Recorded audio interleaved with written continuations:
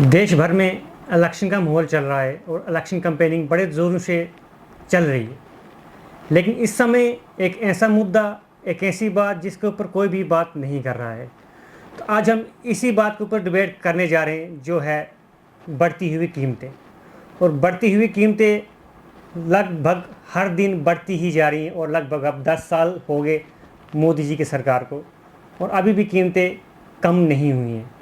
मेरे साथ बातचीत करने के लिए मेरी साथी पत्रकार साइमा काजी, और हम इसी के ऊपर आज डिबेट करेंगे कि जो कीमतें हैं वो दिन प्रतिदिन बढ़ती ही जा रही है। क्या कारण है कीमतें बढ़ ही रही हैं? साइमा जी, मुझे बताएं, एज अ यूथ हो आप, आइकन हो, तो ये जो कीमतें हैं दिन प्रतिदिन आप देख रहे हो बढ़ ही रही हैं, कम हो ही नहीं रही, चाहे आप किसी भी आइटम की बात करो। देखिए अंकित, ये जो आपने मसला, ये जो मुद्दा उठाया है, ये बहुत ही ज़रूरी है और हमें चाहिए कि हम इस पर बात करें। चाहे हम यूथ हों, यूथ आइकॉन बोला आपने, हर इंसान की जिम्मेदारी, हर सिटीजन की जिम्मेदारी है कि इस मुद्दे पर बात की जाए, क्योंकि ज़रूरी है।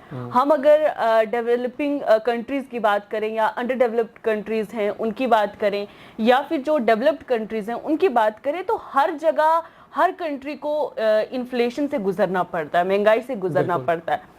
लेकिन अगर हम भारत की बात करते हैं तो भारत की अगर इस वक्त की हम सूरत हाल देखें तो बदतर हम कह सकते हैं, क्योंकि इस वक्त महंगाई का ये दौर है कि आम इंसान का जीना मुहाल हो गया है। आम इंसान की जेब इतनी मैं कहूँगी कि तंग है कि वो अगर बाहर जाता है बाजार में सब्जी लेने के लिए, तो एक आम इंसान जो दिन के 500 दिहाड़ी लेता है, 200 की इसको सब्जी आ जाती है। तेल 200 रुपये किलो। हाँ, तेल की आप देखिए, तेल इतना महंगा, मतलब हर चीज को आग लगी हुई है। इस पर कोई बात करने को तैयार नहीं है।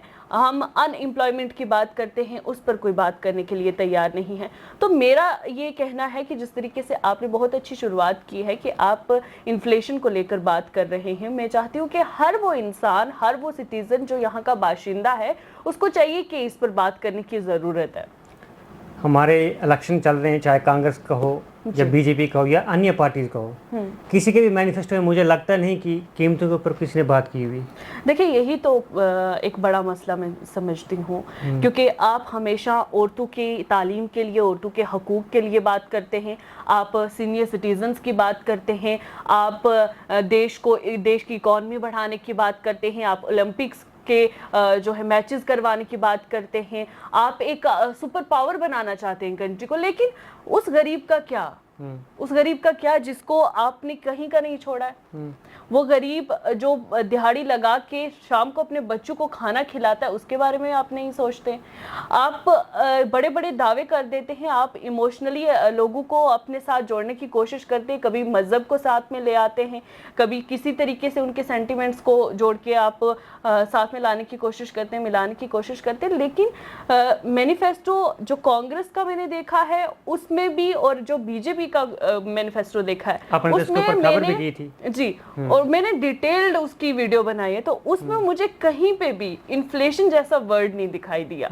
तो ये भी सोचने वाली बात है कि आप जिन लोगों के हित के लिए बात कर रहे हो, आप जिन लोगों के लिए ये कह रहे हो कि हम उनको इतनी हम साल के जो है वो पेंशन बुजुर्गों को देंगे, हम नौजवानों को नौकरियां देंगे, हम ये करेंगे वो करेंगे, बड़े बड़े दावे होते, लेकिन इन्फ्लेशन जो एक छोटा सा मुद्दा है उस पर कभी बात मुझे अभी एक लाइन याद आ रही है, जब मोदी जी की सरकार 2014 में बनी थी, अच्छे दिन आएंगे।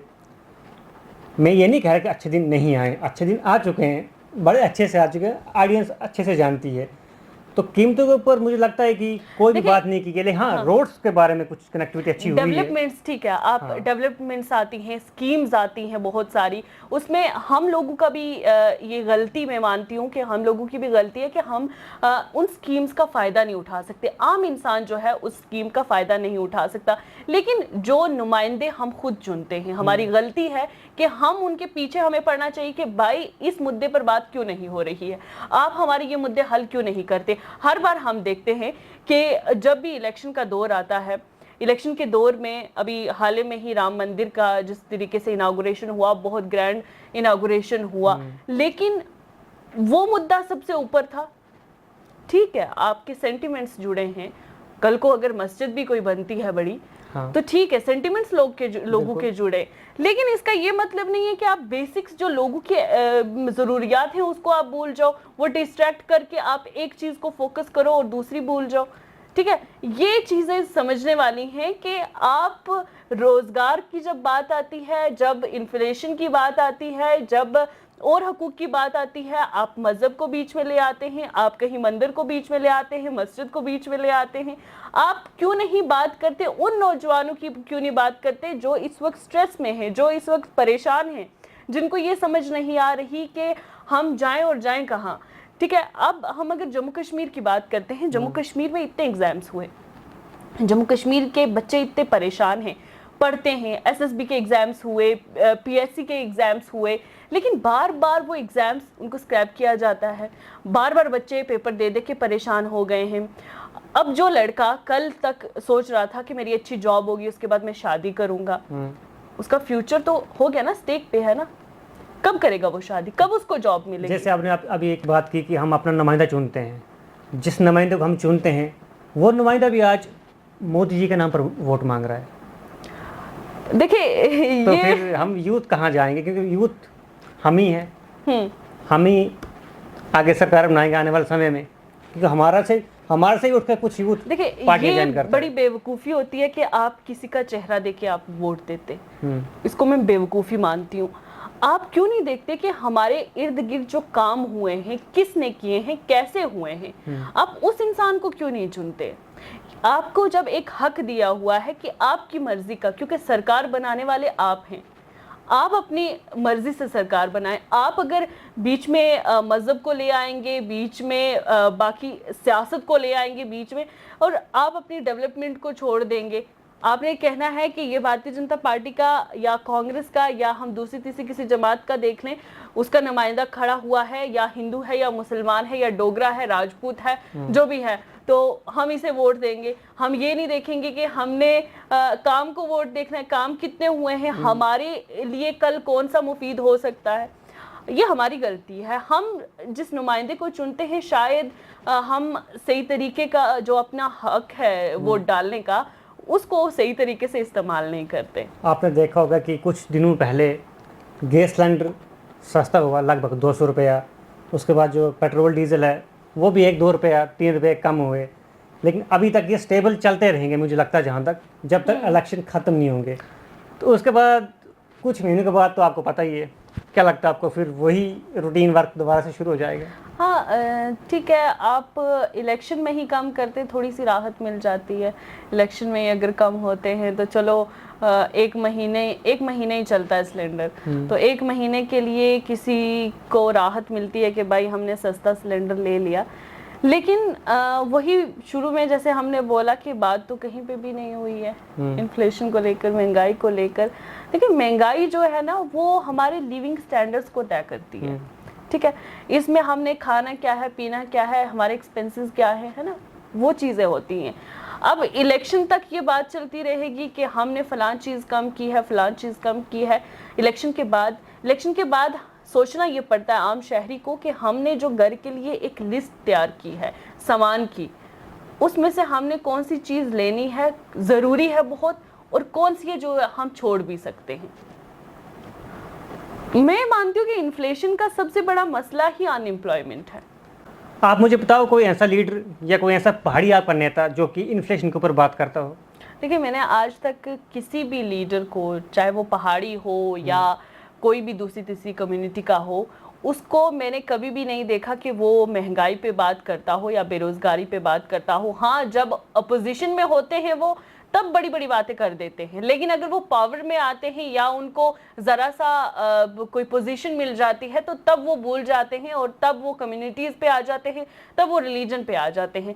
और कभी भी वो इस तरह के जो मुद्दे हैं जिससे आम शहरी को, आम आवाम को फ़ायदा मिलता है, उस पर कभी भी बात करते हुए मैंने नहीं देखा, किसी को भी नहीं। इस इलेक्शन में आपने देखा कि मैनिफेस्टो जो बीजेपी की तरफ से जारी किया गया है, गारंटियों की बात की गई है। दूसरी तरफ हमारे युवा नेता राहुल गांधी, तो वो भी गारंटी की बात कर रहे हैं, लेकिन इन्फ्लेशन की एक भी पार्टी बात नहीं कर रही है। ऐसा क्या कारण आता है बीच में कि इसके ऊपर बात कोई करके राजी नहीं? क्योंकि इन्फ्लेशन से जो है लोग आपकी तरफ नहीं आएंगे। आपकी तरफ अगर लोग आएंगे तो मेरा मानना है कि आप उनके सेंटिमेंट्स को हर्ट करेंगे। एक कम्युनिटी दूसरे के खिलाफ होगी और एक कम्युनिटी को लगेगा कि ये हमारी दुश्मन है, दूसरी को लगेगा ये हमारी दुश्मन है, उससे वोट बैंक बनेगा और वही वोट बैंक उनके काम आने वाला है। मैं यहाँ तक समझती हूँ। कहीं ना कहीं मुझे ऐसा लगता है कि अगर वो अपने मैनिफेस्टो में यह बात रखते हैं तो फिर उनका वो पूरी करनी है, तो वो कर नहीं सकते। वो बात की बात है ना, वो जब पावर में आएंगे उसके बाद पता चलेगा फिर कि विपक्ष खड़ा हो जाएगा। दावे हमेशा होते हैं, वादे हमेशा होते हैं, लेकिन जीतने के बाद वो दावे उन पर कितना खरा उतरते हैं, किस तरीके से उसको इम्प्लीमेंट करते हैं, वो बहुत कम होता है। बहुत बहुत शुक्रिया बातचीत करने के लिए। ये थे हमारे साथ साइमा कादरी जी, जो हमने छोटी मोटी डिबेट की जिसमें कुछ गलतियाँ भी हो सकती हैं, कुछ मिस्टेक्स जो है होती ही अक्सर। तो हम ये कोशिश कर रहे थे कि इलेक्शन मैनिफेस्टो में इस तरह की बात तो नहीं है, लेकिन अब आप वोट देने जाओगे 26 तारीख को वोट फिर से होने वाले हैं एक फेज के। सोच समझ के कि आपके लिए कौन फ़ायदेमंद हो सकता है, अपने जो हक है उसका सही इस्तेमाल करना है, सही बटन दबाना। 19 को जो हो गया सो हो गया। हाँ। अब आप 26 के लिए तैयारी करनी है और आगे जो आने वाले हैं मराहिल, उनके लिए भी आपको तैयारी और करनी है। इन्फ्लेशन को भी ध्यान में रख के आप वोट दीजिएगा। अनएम्प्लॉयमेंट को भी, बहुत से ऐसे मुद्दे हैं जिन पर बात करने की ज़रूरत है। हम मज़हब से हट कर अगर बात करें तो मुझे लगता है कि हमारा जो मुल्क है, हमारा जो यूटी है, ख़ास तौर पर मैं यूटी की बात करूंगी, तो इसमें बहुत बेहतरी आ सकती है। धन्यवाद।